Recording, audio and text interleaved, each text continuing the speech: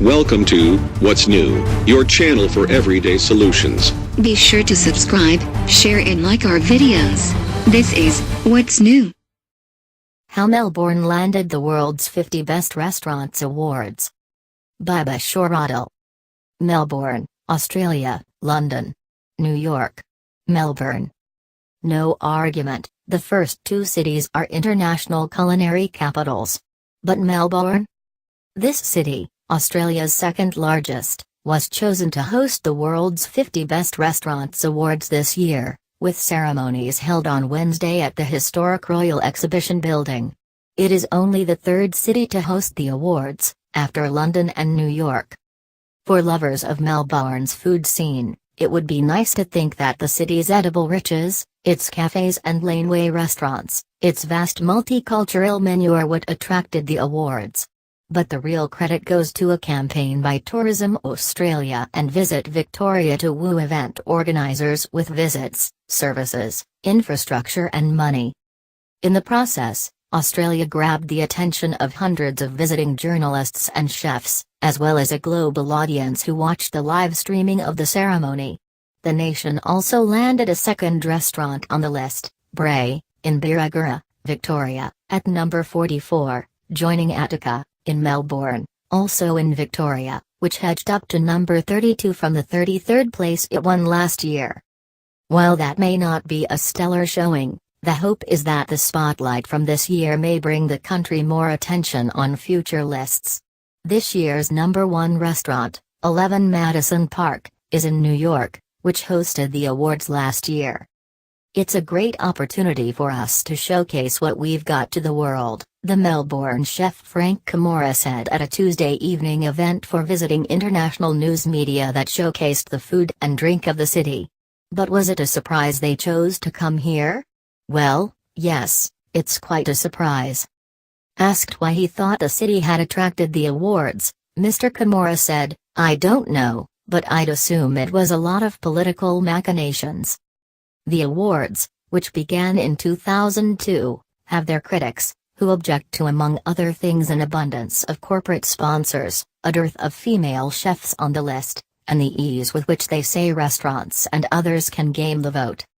But there is no doubt that a place on the world's 50 best restaurants list, which is actually a list of 100, can change the fate of a restaurant, its chef and even its hometown. Food obsessives plan travel around these restaurants, and the reputations of cities rise with each ranking. Noma, which won the list's number 1 spot in 2010, 2011, 2012 and 2014, has helped turn Copenhagen into a must-visit culinary destination. For the first 14 years, though, the list and awards, an offshoot of Restaurant magazine, based in London, and William Reed Business Media held the ceremony in London. But given the list's international scope, it made sense to branch out. The world's 50 best is now on what the organizers call a global tour that started last year with awards ceremonies in New York. To be perfectly honest, we were trying to be easy on ourselves that first year, said William Drew, the editor of the list and of Restaurant magazine. New York is not the hardest place to get to from London, and it has all the obvious benefits of being a world food capital. From there we were thinking, where next? Much like the Olympics, the global tour has prompted cities to vie for consideration as host locations, in the hope that the awards will bring visibility, recognition and, in time, tourism dollars.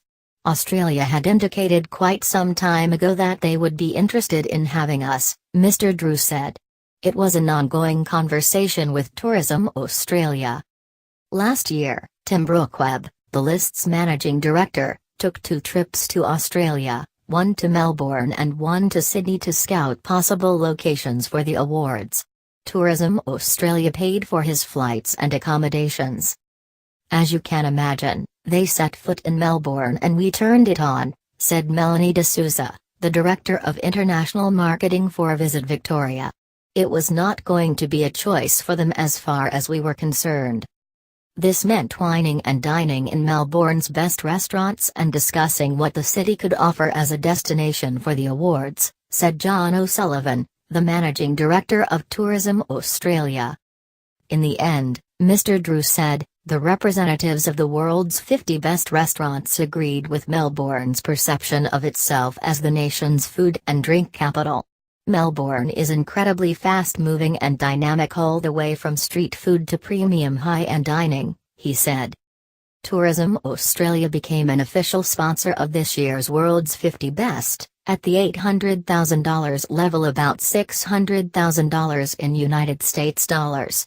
Visit Victoria provided the location for the award ceremony, and the two tourism organizations staged more than a week's worth of events, meals and trips for the chefs, judges and news media representatives attending the event.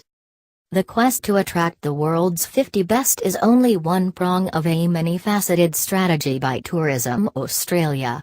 The country has long attracted tourists for its physical assets: Sydney Harbour, the Outback, the Great Barrier Reef, but research conducted by Tourism Australia in 2012 showed quite a disparity between how highly regarded Australia was, for food and wine, between the people who had already visited versus those who hadn't, Ms. D'Souza said.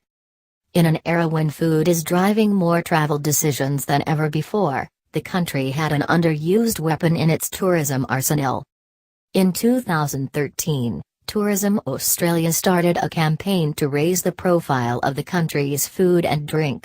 It includes not only traditional marketing and advertising, but also the courting of bloggers and journalists from around the world who have been flown in and entertained. The various tourism agencies have poured much effort and money into events like the Melbourne Food and Wine Festival, which this year runs concurrently with the world's 50 best celebrations.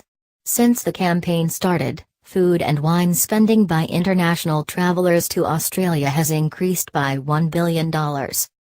Landing the world's 50 best ceremony is considered a coup in large part because it brings a swarm of chefs, journalists and industry players who can raise the profile of the country internationally, and are also judges for the competition.